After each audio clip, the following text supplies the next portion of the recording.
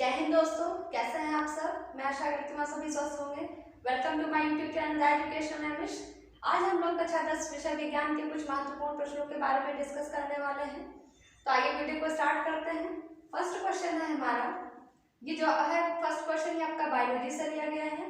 पुमंग और जायांग से आप क्या समझते हैं?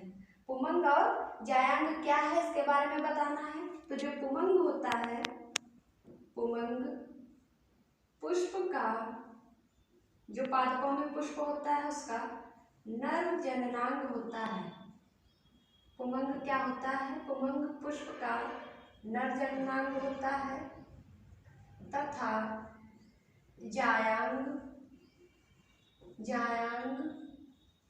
पुष्प का मादा जननांग होता है। मादा जननांग होता है।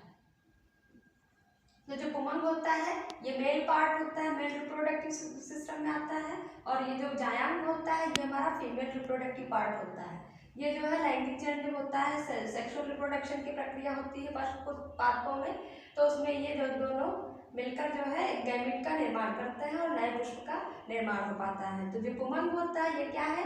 यह अंडा जननांग होता है पुष्प का, और जो जायांग है यह पुष्प का मादा जननांग होता है।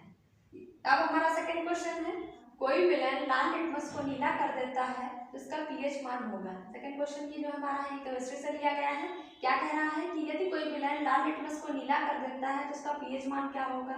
तो दोस्तों अगर कोई भी विलेन लाल लिटमस को अगर उसका रंग नीला कर रहा है तो उसकी जो प्रकृति होती है क्षारीय प्रकृति होती है। कैसी प्रकृति होती है विलेन की? क्षारीय प्रकृति होती है। और जितने भी क्षार होते हैं इनका जो पीएच मान होता है वो 7 से ज्यादा होता है। वैसे तो जो पीएच वैल्यू होती है वो 0 से लेकर 14 तक होती है। 7 पर जो है 7 जिसका पीएच मान होता है ये उदासीन प्रकृति का विलेन होता है। और अगर 7 से कम होता है 1 2 3 4 5 6 तक, 7 के इधर लेफ्ट साइड में जो कम होगा पीएच मान 1 2 3 4 5 6, तो ये अम्लीय विलेन होता है इधर। और अगर ज्यादा होता है किसी का पीएच मान तो वो हमारा क्षारीय कहा जाता है। तो यहाँ पर जो कि क्षारीय प्रकृति होगी विलेन की, अगर लाल लिटमस को नीला करेगा तो इसका जो पीएच मान होगा कितना होगा? पीएच मान 7 से अधिक होगा। अगर आपका ऑप्शन में दे रखा होगा तो वहां पर जो भी पीएच मान दे रखा होगा 7 से ज्यादा दे रखा होगा, 8 9 10 11 12 14 तक कोई भी नंबर दिया हो सकता है। और अगर लिखने में क्वेश्चन होगा तो उसमें आप ये लिख देंगे कि अगर कोई भी विलेन लाल लिटमस को नीला कर देता है तो उसका पीएच मान 7 से अधिक होगा। और प्रकृति कैसी होगी? विलेन की क्षारीय प्रकृति होगी, अर्थात वह एक क्षार होगा, बेस होगा। थर्ड क्वेश्चन है हमारा, एक विलेन का पीएच मान 5 है, यह विलेन है। या ये क्वेश्चन भी हमारा पीएच मान से लिया गया है। तो विलेन का पीएच मान कितना कह रहा है? 5 कह रहा है। तो यह विलेन है मतलब कि कैसा होगा इसकी प्रकृति पूछ रहा है। तो अभी हमने आपको बताया कि 0 से लेकर 14 तक होते हैं जो पीएच मान स्केल होता है, 0 से 14 तक होता है। इसमें 7 अगर किसी का पीएच मान होता है तो वो उदासीन होगा। अगर 7 से कम होता है 1 2 3 4 5 तक, तो वो 6 तक, तो वो क्या होगा? हमारा अम्लीय होगा। तो इसका पीएच मान 5 है, अर्थात ये क्या होगा? यह एक अम्ल होगा। तो यह जो विलेन होगा कैसा होगा? हमारा अम्लीय विलेन होगा। अम्लीय विलेन, किसी भी विलेन का पीएच मान अगर 7 से कम होता है तो वो अम्लीय विलेन होगा। और अगर किसी विलेन का पीएच मान 7 से अधिक होगा तो उसकी प्रकृति क्षारीय होगी, वह क्षार होगा। और अगर पीएच का विलेन का पीएच मान 7 होगा एग्जैक्टली तो वह उदासीन होगा, ना अम्ल होगा ना तो क्षार होगा। अब फोर्थ नंबर क्वेश्चन है हमारा, फफोलेदार तांबे में कॉपर की प्रतिशत मात्रा होती है। यह जो है तांबे का जब शुद्धिकरण किया जाता है तो वहाँ पर फफोलेदार तांबा प्राप्त होता है। उसमें पूछ रहा है कि कॉपर की कितनी मात्रा होती है। तो यह दोस्तों होती है 98% कॉपर की मात्रा होती है। फफोलेदार कॉपर में कितना कॉपर होता है? 98% कॉपर होता है। अब फिफ्थ नंबर क्वेश्चन है, ऐसा ही है, सेम क्वेश्चन यही है। फफोलेदार कॉपर है, इसमें जो है ऑप्शन दिए थे तो उसमें है कि मतलब इतने परसेंट जो है कॉपर है, इतना परसेंट है। हमने सारे ऑप्शन नहीं लिखे हैं। तो फफोलेदार जो कॉपर होता है उसमें 98% तो कॉपर होता है। तो हम इसको ऐसे भी लिख सकते हैं कि वह कॉपर जिसमें 2% अशुद्धियां होती हैं, 2% अशुद्धियां होती हैं। तो चाहे हम ये कहें कि फफोलेदार तांबे में कॉपर की प्रतिशत मात्रा जो है 98% है, या फिर ये कह सकते हैं टोटल परसेंटेज 100 का होता है, 2% बचा तो 2% में क्या होती है, अशुद्धियां होती हैं।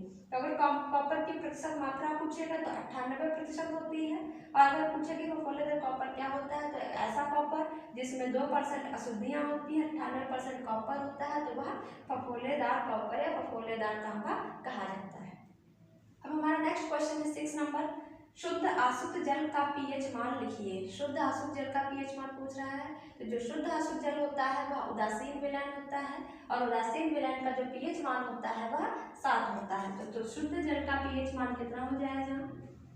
शुद्ध जल का पीएच मान या अशुद्ध जल का पीएच मान 7 होता है।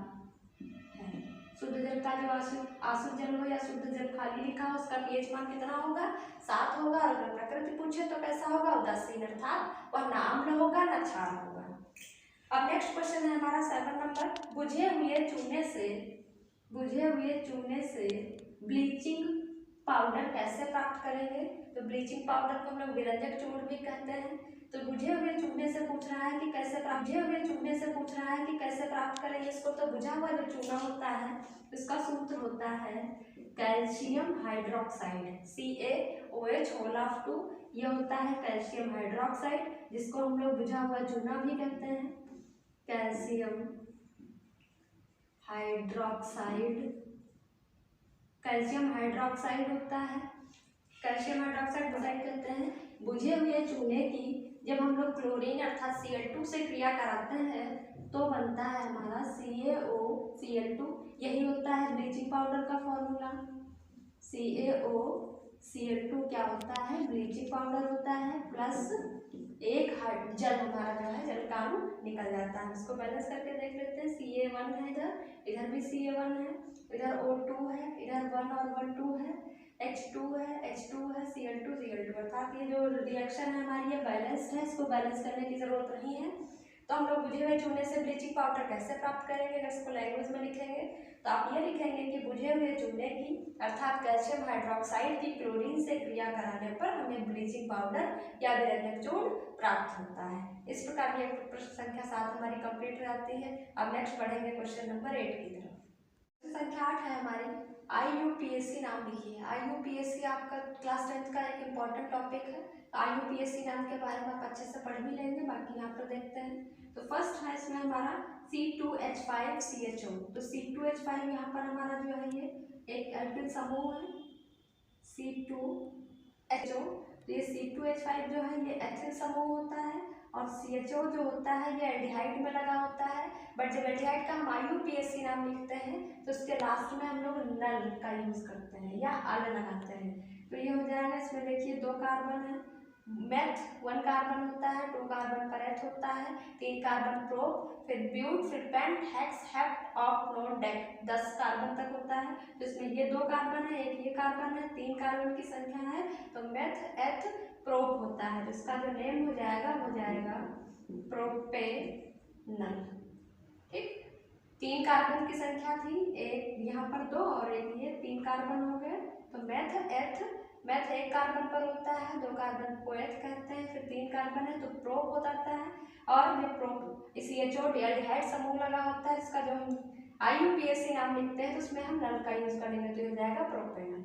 नेक्स्ट है हमारा CH3CH2COOH। तो एक ये कार्बन हो गया, 1 2 और ये 3 कार्बन है, तो ये हो जाएगा प्रोपे। फिर जब ये COOH लगा होता है ये जो है कार्बोनिक एसिड होता है। तो कार्बोनिक एसिड का जब हम IUPAC नाम लिखते हैं तो उसमें हम नोइक लगाते हैं, तो ये हो जाएगा हमारा प्रोपेनोइक अम्ल, क्योंकि ये कार्बोनिक अम्ल होता है इसलिए हम इसमें अम्ल भी लिखेंगे। तो मेथ एथ प्रोप 3 कार्बन था इसलिए प्रोप हुआ, और नोइक लग जाता है COOH की वजह से, तो प्रोपेनोइक अम्ल हो जाएगा। नेक्स्ट है हमारा CH3 CH3CH2, इसमें देखिए 2 कार्बन है, फिर ये है हमारा Cl लगा हुआ है, तो ये HN समूह हो गया, ये क्लोरीन है तो इसको हम लोग कहेंगे क्लोरो एथेन। क्या हो जाएगा? क्लोरोएथेन। इस प्रकार IUPAC नाम कंप्लीट हो जाएगा। इसमें क्या होता है, CHO अगर एल्डिहाइड समूह लगा है तो आप नल यूज करेंगे, COOH लगा होगा तो नोइक लगाएंगे। अगर सिंगल बॉन्ड से जुड़े हुए हैं तो ये ऐसा तो एथेन था CH3CH2, बट क्लोरीन लग गया तो ये क्लोरोएथेन हो गया।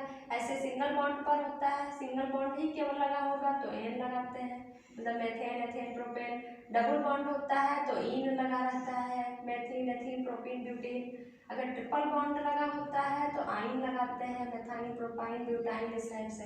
तो ट्रिपल बॉन्ड के लिए आइन, सेकंड बॉन्ड के लिए इन, और अगर सिंगल बॉन्ड होता है तो एन लगाते हैं। इस प्रकार IUPAC नामकरण करते हैं। नेक्स्ट है लिंग संलग्नता से संबंधित 2 बीमारियों के नाम लिखिए।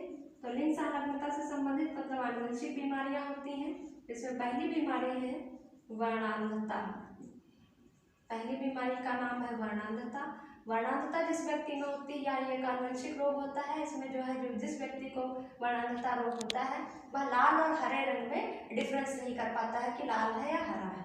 ये लाल हरे रंग में जो डिफरेंस नहीं कर पाते इसे वर्णांधता रोग होता है। नेक्स्ट है सेकंड आपका हीमोफीलिया। सेकंड है हीमोफीलिया।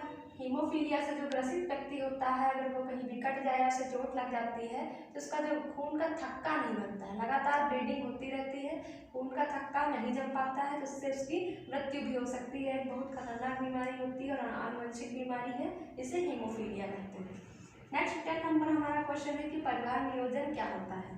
तो परिवार नियोजन जो है ये क्या होता है हम समझेंगे। परिवार के कल्याण के लिए, परिवार के कल्याण के लिए बच्चों की संख्या को सीमित रखना, बच्चों की संख्या को सीमित रखकर परिवार को नियोजित करने की प्रक्रिया को, परिवार को नियोजित करने की प्रक्रिया को परिवार नियोजन कहते हैं। प्रक्रिया को परिवार नियोजन